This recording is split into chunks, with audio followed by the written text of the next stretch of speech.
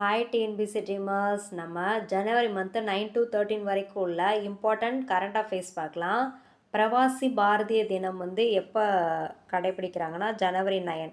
அதாவது 1915 மகாத்மா காந்தி வந்து தென்னாப்பிரிக்காலேருந்து நம்ம இந்தியாவுக்கு வந்திருப்பாங்க. ஸோ அந்த டேவை செலிப்ரேட் பண்ணுறதுக்காண்டி ஜனவரி 9 ஃபாலோ பண்ணிக்கிட்டு இருக்கோம். உலக இந்தி தினம் வந்து வேர்ல்டு ஹிந்தி டே ஜனவரி 10. அதுக்கு அடுத்த டே 2026 ஜனவரி 9. பாதுகாப்பு துறையில் எந்த முக்கிய சோதனை அறிவிக்கப்பட்டதுன்னா, நம்ம இப்போ செயற்கைக்கோள் லான்ச் பண்ணுறதுக்கு டிஆர்டிஓ ஸ்க்ரைம்ஜெட் இன்ஜின் வந்து தரை சோதனை வெற்றிகரமாக முடிஞ்சிருக்கும். ஸோ அதை நம்ம வந்து ஒரு முக்கிய சாதனையாக நினைக்கிறோம்.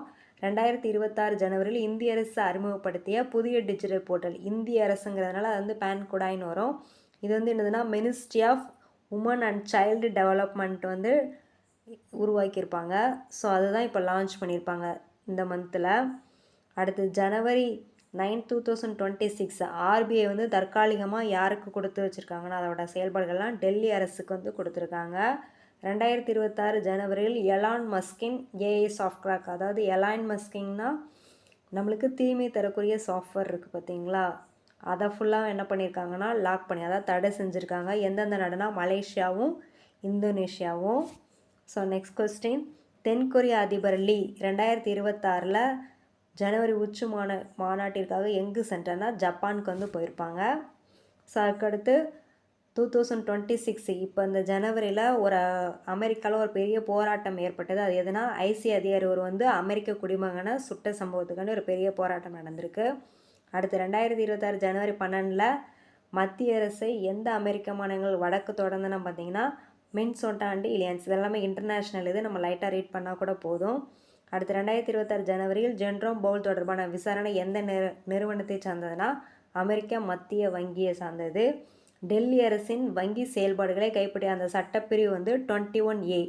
நம்ம அந்த தொடக்க கால கல்வி சட்டம் சொல்லுவோம்ல, தொடக்க கால அந்த இது பாலிட்டியில், அந்த மாதிரி இது வந்து 21A சட்டப்பிரிவில் தான் கைப்பற்றியிருக்காங்க. மேலே பார்த்த கொஸ்டின் மாதிரியே 2026 ஜனவரி 13 முதல் இந்திய பாரம்பரிய நடன விழா வந்து எதுன்னு பார்த்தீங்கன்னா நம்மளுக்கு கலா யாத்ரா 2026 உள்ளது. நெக்ஸ்ட்டு 2000 ஜனவரி 10 முதல் இந்தியாவில் தொடங்கிய எந்த சர்வதேச கால்பந்து கோப்பையின் டிராஃபி சுற்றுப்பயணம்னா எஃப்ஐஎஃப்ஏ.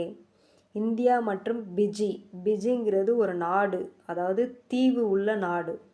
ஸோ அது வந்து எதை பற்றி ஒத்துழைப்பு கொடுக்கணும், அதாவது விரிவுபடுத்தணும் அப்படின்னு சொல்லி பார்த்தீங்கன்னா விவசாயத்தை டெவலப் பண்ணணும்னு நினைக்கிறாங்க. அடுத்து படைப்பாற்றல் அண்ட் பொருளாதாரத்தை வைக்க டிடி நியூஸ் தொடங்கிய புதல் நிகழ்ச்சி என்ன பார்த்தீங்கன்னா கிரியேட்டர்ஸ் கார்னர். அடுத்து நம்ம இந்திய ரயில்வே மின்மயமாக்கலாகி எத்தனை ஆண்டுகள் ஆச்சுன்னா 100 years. தாலிபான் நியமித்த பிரதிநிதி இந்தியா வந்தபோது அவர் வகித்த பதவி என்னன்னா சார்ட் டி ஆஃபீஸ், அதாவது துணைநிலை ஆளுநர் அப்படின்னு சொல்லுவாங்க, தூதர், அதாவது துணைநிலை தூதர் அப்படின்னு சொல்லுவாங்க. ஜனவரி 8 to 12 அதாவது நடைபெற்ற குளிர்கால விளையாட்டு தகுதி சுற்று நிகழ்வு என்ன பார்த்தீங்கன்னா America figure skating championship. So இந்த காலகட்டத்தில் அமைதிப்படை பணிக்காக ஐநா விருது பெற்ற இந்திய இராணுவ அதிகாரி யார் பார்த்தீங்கன்னா மேஜர் ஸ்வாதி சாந்தகுமார். 2026 அந்த குளிர்கால ஒலிம்பிக் தகுதி சுற்று ஃபிகர் ஸ்கேட்டிங் போட்டி அமெரிக்காவில் எந்த நகரத்தில் நடந்ததுன்னா செயின்ட் லூயிஸ். ஸோ இந்த பிடிஎஃப் உங்களுக்கு வேணால் நம்ம டெலகிராம் சேனலில் அப்லோட் பண்ணுறோம், வேணுங்கிறவங்க டவுன் பண்ணி யூஸ் பண்ணிக்கோங்க. தேங்க்ஸ் ஃபார் வாட்சிங், கைண்ட்லி சப்ஸ்கிரைப்.